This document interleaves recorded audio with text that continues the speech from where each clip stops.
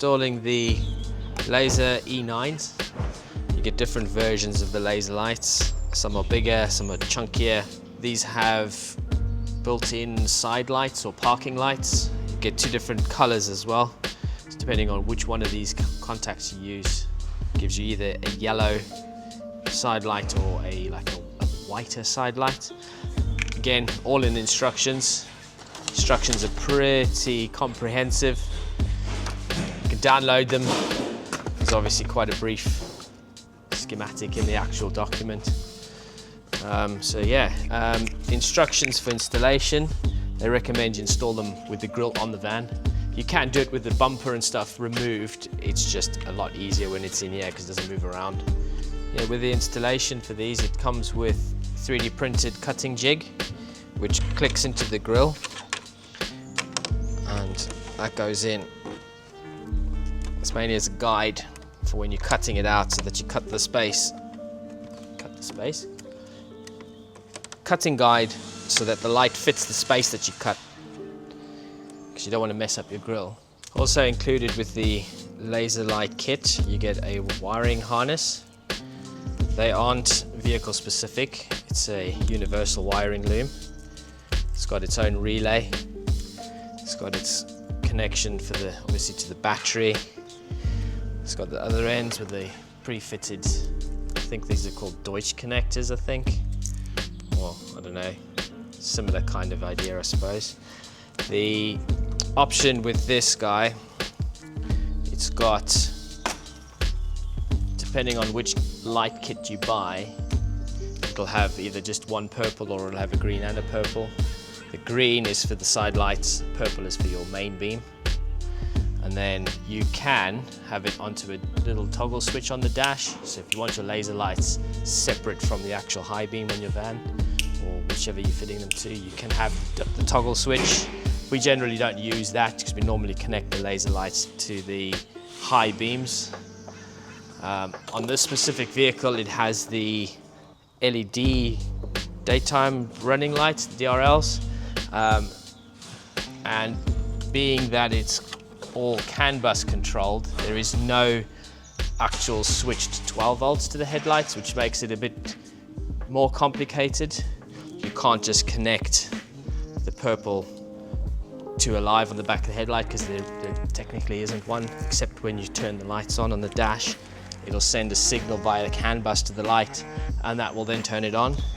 So in that case, we have to install one of these, which is a CANbus reader. This gets connected up to the existing harness in the van, and then it provides the 12 volts signal to switch the relay to turn the lights on. So I'll show you that a bit later on, how we connect all this up. It's pretty easy to do.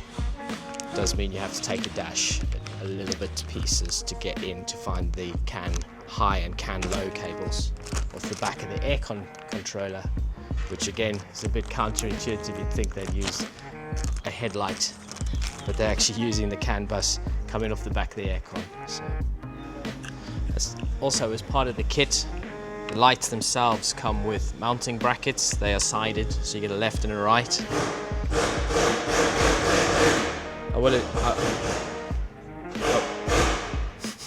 Every time I want to talk, I would also advise that before you cut the hole in the grille, just make sure that just mark it up like that and check that the space that you intend to cut matches. It's worth just making sure that that is actually going to fit the piece you intend to cut out. Okay, we start cutting the grille. Just be aware that there is a radiator behind there, so when you're using your blade, obviously don't poke any holes in it.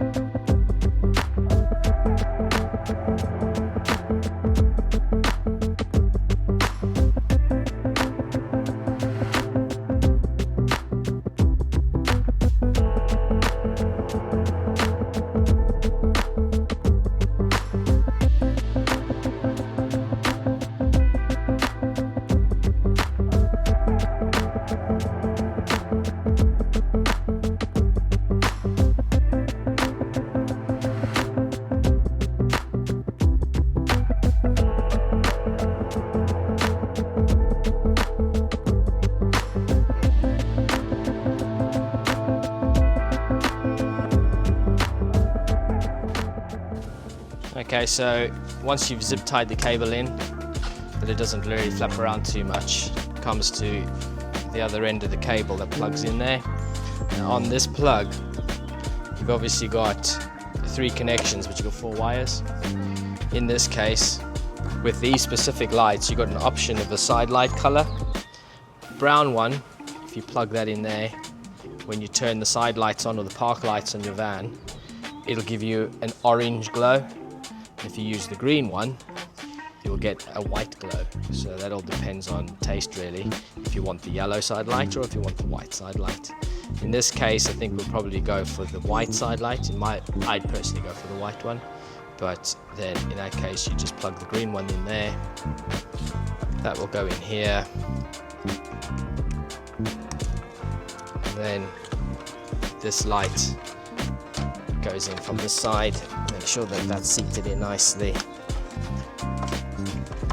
Tuck the wire in the back. It does have a bit of slack, so you just got to kind of tuck it in so that it doesn't flap around too much. And then once you got this side in, if it'll go, give this side a nice hefty push and it clicks in. I'm not going to do that just yet, just in case we need to test something, but that's pretty much how it goes. On this end, this is where you connect to the battery. So this is the relay end. Now we've got a red, a black. Obviously the red one is the fused one. In this case here, we've got a space on there we could use, but I'll probably open up this fuse box. There are sometimes a spare fuse in there. Stick it in there, so that'll come out the back. The ground I'll stick onto the chassis somewhere. And then for the actual turning the lights on and off, we have these 2 wires. The purple one is for the main beam, and the green one is for the side light. Again, depending on which version of these you have, whether it has the side light or not, you would use the green one, which will then come off of the CANbus adapter. Because this one has the LED lights, we then use the little green and the little purple. And those will then obviously connect to here. And when you turn your lights on in the van, you'll get your side lights and those will come on, and then main beams, these will come on as well. So I've run the wire in, zip tied it in up underneath there just to keep the slack under control. Now with these, we have an option of an amber side light or a white side light. In this case, because he's got the LED daylight running lights, we decided you'll go with white. For the spare, you just tuck it into the boot so it's out the way. The green one, it literally just plugs in over here, slides in, sticks through the front. I just give it a little push from the back, nice positive click, give it a little tug, and there it is. And this boot, just slide this boot up, tuck the slack of the wires into there. Just be careful you don't slip it all the way off the cable, because obviously then it's just a pain to put back on again. That goes in there like that.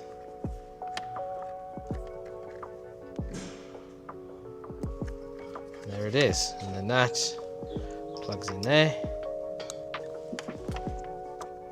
and then this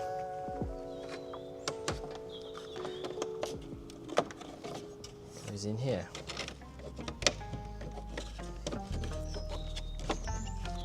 Make sure that's seated in there nicely, and you just give it a push, click, that's him. They are quite tight once you've done the brackets up, so you just have to adjust them. They don't move on their own, so you've got to really give it a twist just to kind of eye it up, and then obviously when it's dark, give them a test, make sure they're pointing where you want to point them, and that's pretty much it.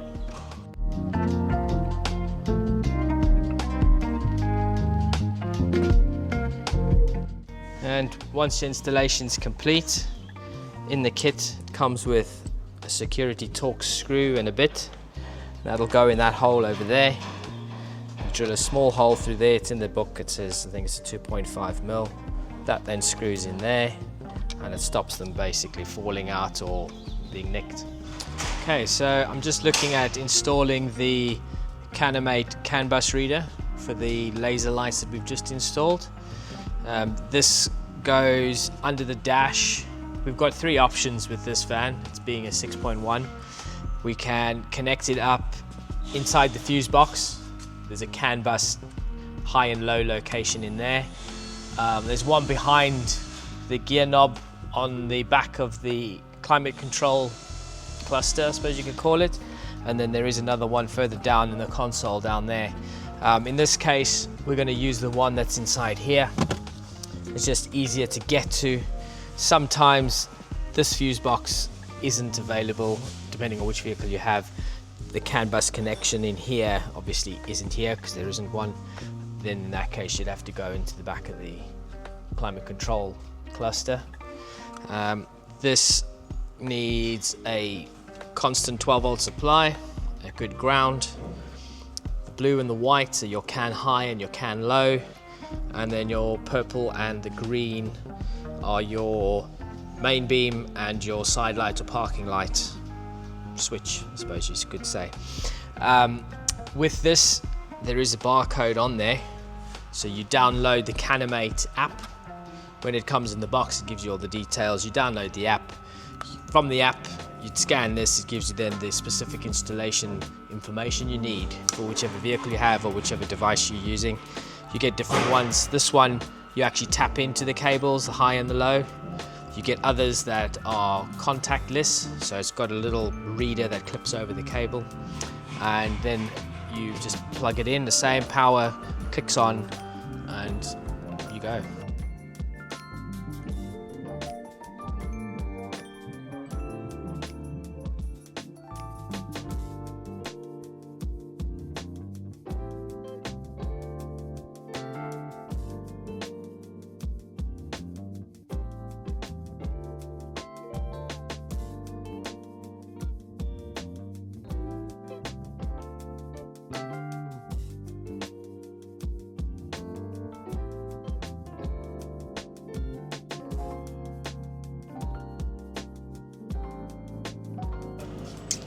Okay, so I'm now running the actual switch wires for the lights. These need to go into the cab through the firewall. I do normally run them through this side when I've installed the Canamate control or the CAN reader. I normally put it through this side. There is a gland in there, but in this case I'm going to run it across this way, following the existing cables around here, and then through this grommet down here, which will then come out underneath the steering column, which is where I'm mounting the controller this time. So I'm just going to get this all ready to get the cable through.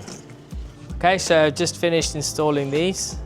They're all connected up now, connected to the high beams and the park lights of the actual van, so there's no separate switches or anything. Yeah, so pretty well in there.